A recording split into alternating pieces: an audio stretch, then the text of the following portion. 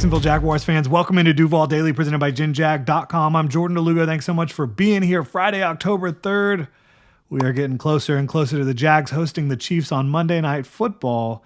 And right now, we're talking about what's keeping me up at night about this Week 5 matchup, about the Jacksonville Jaguars in general as we head into Week 5. Obviously, you did see the 49ers beat the Rams in overtime last night without Brock Purdy. The 49ers, despite some of their injuries, are a very, very good football team, and the Jaguars just beat them in San Francisco. Don't let anybody tell you otherwise regarding that win. That was a big win for the Jaguars in Week 4.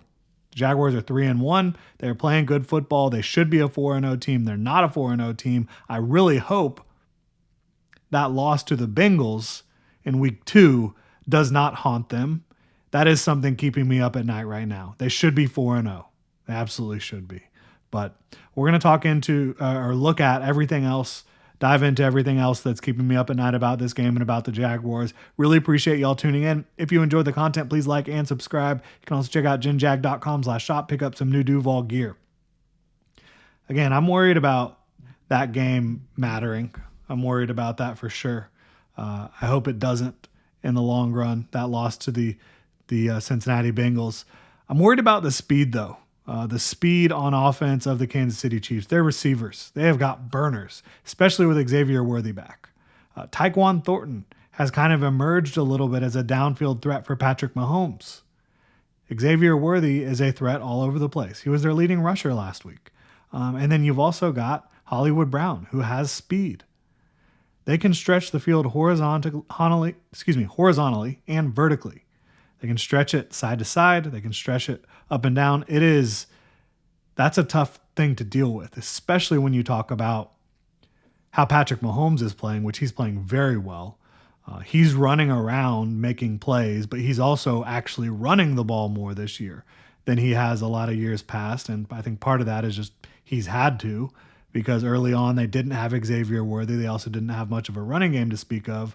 But I am worried about the speed of the Chiefs receivers. I think that if they can get behind the defense, which we've seen Tyson Campbell let guys get behind him a little bit this year, not a ton, but a little bit, it's happened, that could be a problem. I'm worried about drops on the offensive side of the ball for the Jacksonville Jaguars. I am really worried about those drops. They're bugging the hell out of me, and they cleaned it up last week. They cleaned it up a lot, but they're still up there in drops. They've dropped key passes. Brian Thomas Jr. dropped the 4th and 5. Should have been a first down, should have been a game-sealing first down for the Jaguars against the Bengals. De'Ami Brown dropped a touchdown pass in that game. You've seen multiple other drops throughout this season so far. I'm really hoping that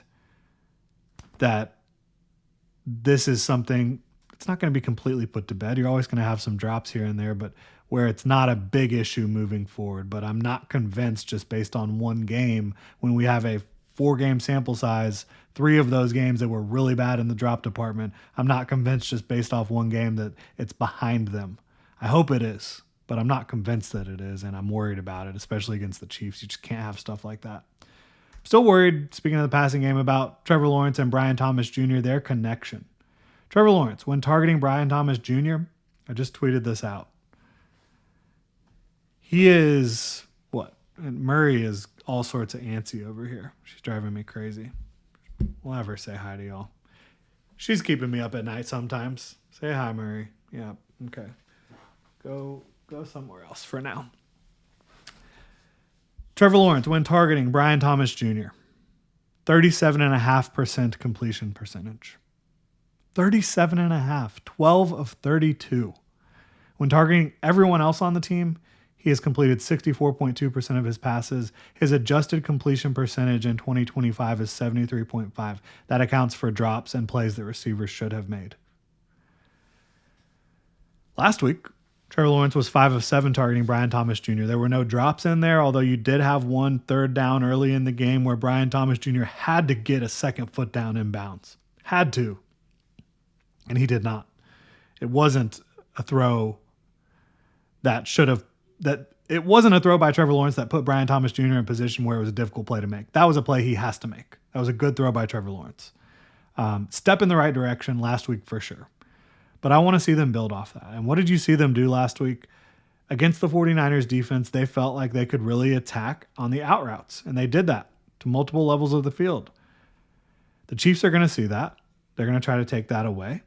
They're going to try to potentially force him to, attack the middle of the field. I think something they need to do is out and up. The Chiefs are going to try to take the out route away from you. They're going to try to jump on that. They're going to try to be ready for that.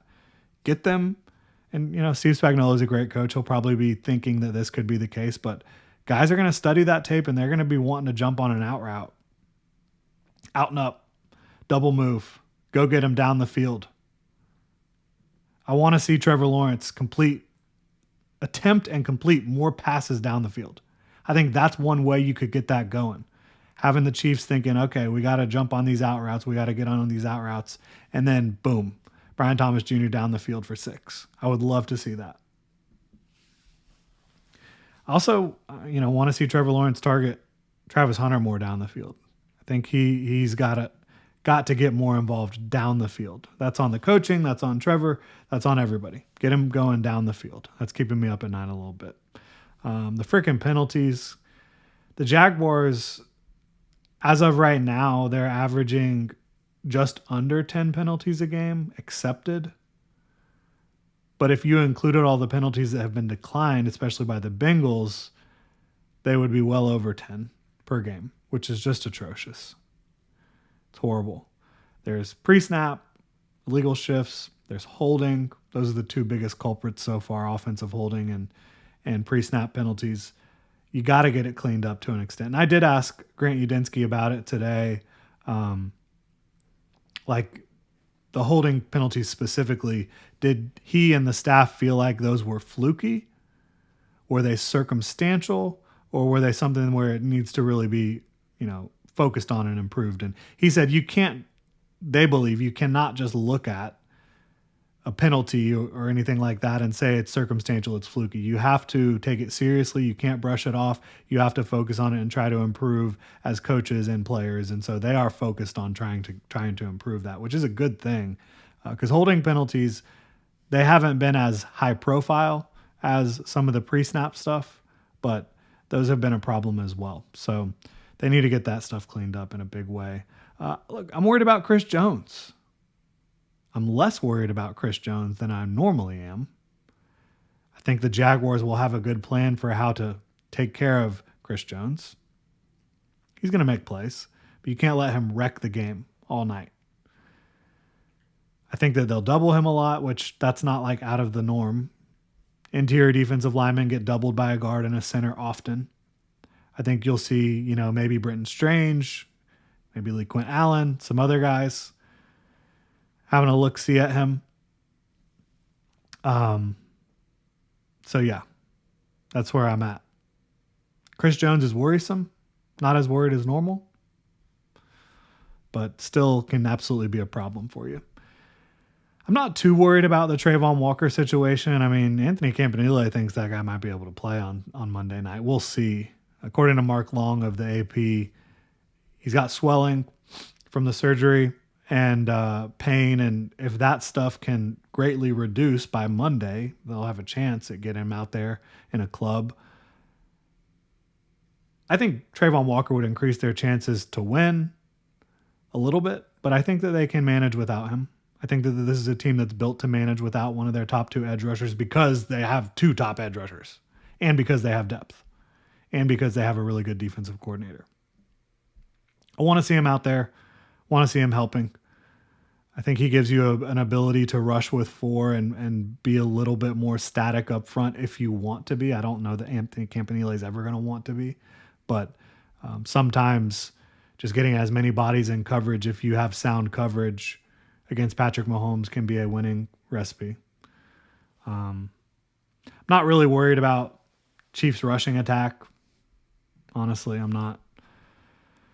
I'm really not worried about this being too big a stage against too experienced and talented and well-coached of a team. I'm not worried about that part.